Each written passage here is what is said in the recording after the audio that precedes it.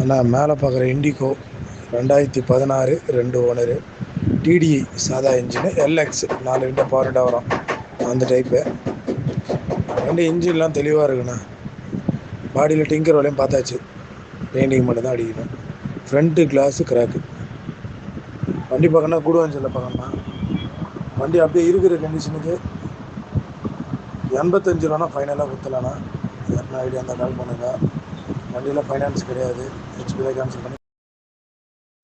அண்ணா மேலே பார்க்குற indigo 2016 2 owner DTI சாதா இன்ஜினு எல்எக்ஸ் 4 விண்ட பவர் விண்டா வரும் அந்த டைப்பு.